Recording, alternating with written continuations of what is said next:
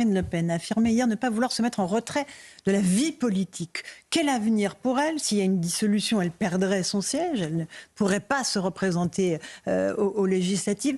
Quel rôle pourrait-elle jouer dans les prochains mois? Mais nous verrons, mais elle va continuer d'occuper un rôle qui va être un rôle de tout premier plan.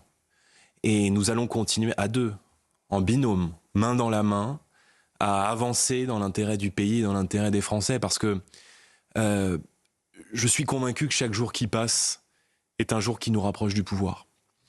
Parce que pendant que on commente les troublements de M. Bayrou, il y a des urgences quotidiennes pour les gens qui continuent de se dégrader. La facture d'énergie des Français, elle continue de se dégrader.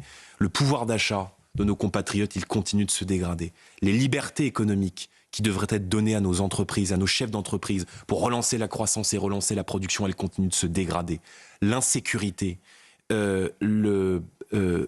l'immigration continue de se dégrader chaque jour. Pourquoi une telle bienveillance par rapport aux neutralités, par rapport au gouvernement? Est-ce que la donne politique, pour le dire autrement, a changé depuis hier? Quelle bienveillance, Madame Mabrouk? Le bouton sur la motion quelle bienveillance? Vous entendez la teneur de nos interventions toute la journée dans l'hémicycle? Vous avez permis au gouvernement de se maintenir. C'est peut-être un objectif. Est-ce qu'il est toujours le même aujourd'hui, simplement? Mais pas de se maintenir. On a fait le choix de ne pas censurer un deuxième budget parce que nous avons considéré à un moment donné que nous avions obtenu des victoires très claires pour les Français.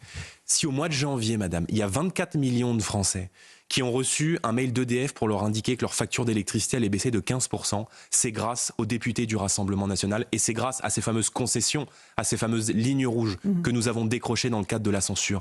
S'il n'y a pas eu de déremboursement de médicaments, si les pensions de retraite ont été réindexées au début de l'année 2025, c'est grâce au vote du Rassemblement national. Si en ce moment même, si cette semaine au Parlement européen, on va alléger des directives qui alourdissent le travail de nos chefs d'entreprise comme la CSRD, c'est grâce au travail des eurodéputés du Rassemblement national. Donc nous obtenons des victoires concrètes. Maintenant, s'agissant de ce budget, est-ce qu'il valait mieux pas de budget du tout?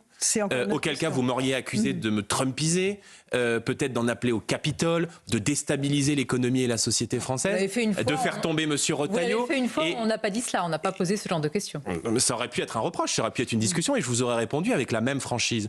Plutôt que pas de budget du tout, eh bien nous avons considéré qu'il fallait un budget pour le pays, aussi imparfait soit-il. Pour autant, nous avons été extrêmement clairs. Elle n'est pas écartée aujourd'hui. Si le pouvoir d'achat n'est pas traité, si la proportionnelle n'est pas instaurée, si l'immigration et l'islamisme ne sont pas combattus sur le plan politique, alors nous appuierons sur le bouton de la censure. Parce que ce que nous attendons, c'est pas que d'être convaincus par ce gouvernement qui est fait de briques et de brocs, où vous avez chaque mercredi dans un conseil des ministres, des gens qui appellent à plus d'immigration, à côté de gens qui appellent à moins d'immigration, c'est la cacophonie la plus totale, et il n'y a pas de cap aujourd'hui pour les Français. Donc nous n'aurons aucune difficulté à censurer et à retourner devant les Français.